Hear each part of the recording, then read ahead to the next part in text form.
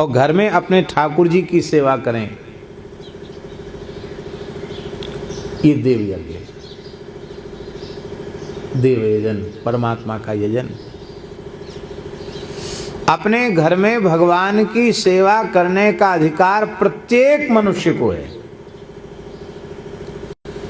उसमें जाति पाति का विचार नहीं है, ऊंच नीच का भेद नहीं है, क्योंकि भगवान सबके हैं और सब भगवान के हैं। संत श्री रैदास जी महाराज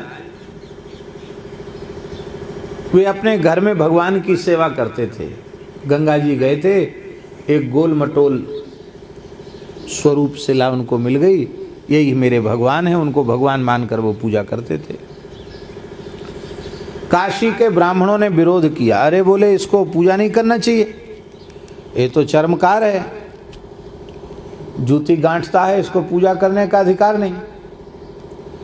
काशी के राजा थे, काशी नरेश से शिकायत कर दिया, बोले महाराज ये तो बहुत बड़ा उपद्रव तुम्हारे राज्य में हो जाएगा, ये सब बताओ, ये निम्न जाति का होकर भगवान की पूजा करता है। ठाकुर जी तो ठाकुर जी हैं, ठाकुर जी ने विरोध क्यों कराया? तो रैदास जी का प्रभाव जमाना चाहते थे ठाकुर जी। तो राजा ने फैसला दे दिया। क्या विचित्र न्याय दिया राजा ने? राजा ने न्याय दिया कि रैदास जी को बुला करके दरबार में और उनके ठाकुर जी को एक सिंहासन पर रख दिया और बोले देखो जिसके बुलाने से भगवान उसके पास आ जाए उसको पूजा का अधिकार मिल जाएगा।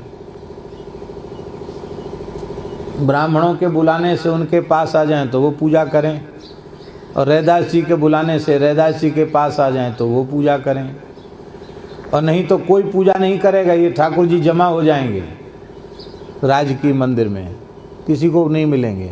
लो, ये फैसला दे दिया राजा ने। भगवान ब्रह्मण्य देव अवश्य हैं, लेकिन बेचारे ब्राह्मण घन पाठ जटा पाठ करते करते गले सूख गए सबके। ठाकुर जी टस से मस नहीं हुए, वेद पढ़ते पढ़ते सबके गले सूख गए। क्यों? क्योंकि वो विद्वान तो थे, इसमें संदेह नहीं है, पर उस भगवान में भगवान थोड़ी देख रहे थे, उन्हें पत्थर देख रहे थे। जब शिला बुद्धि भगवान में रहेगी तो सिद्धि कैसे होगी? पर रैदास जी उनको शिला नहीं, ये साक्षात मेरे प्रभु हैं, आराध्य इष्ट देव हैं, इस भाव से रैदास जी मानते थे। अब राजा ने कहा हो गया, तुम्हारा समय पूरा हो गया, तुम्हारे पुकारने से भगवान नहीं आए। रैदास जी को कहा आप पुकारो। तो रैदास जी को कोई मंत्र थोड़ी याद थे। रैदास जी ने कहा पतित पावन नाम आज सांच कीजिए, पतित पावन नाम आज सांच कीजिए, विलंब छाड़ी आइए कि तो बुलाए लीजिए।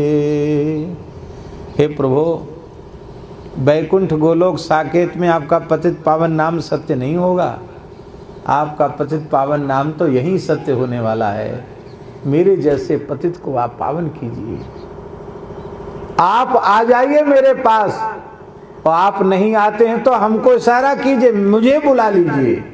मेरे प्राण आपके चरणों में पहुंचने के लिए तड़फ रहे, छटपटा रहे। इतना कहते ही ठाकुर जी आके छाती से लग गए। वो ब्राह्मण सोचते थे कि राजा तो नाराज होकर इनको काशी से बाहर निकाल देंगे। राजा ने अपना मुकुट उतारा, रैदास जी के चरणों में रख दिया। बोले महाराज आप तो महान संत हो, आपकी छाती से ठाकुर जी आकर लग गए, आप प्रेम से पूजा करो। अपने घर में प्रत्येक व्यक्ति को भगवान विराजमान करने का अधिकार है। चित्रपट सेवा ही विराजमान करो, पर घर में ठाकुर जी जरूर होने चाहिए। घर में भगवान विराज जाएंगे तो घर में चौका चूल्हे में पवित्रता आ जाएंगे। जो वस्तु घर में नहीं घुसनी चाहिए वो वस्तु घर में नहीं घुसेगी, चौका चूल्हे में नहीं जाएगी, सब चीज भगवान को भोग लग के पाया जाएगा।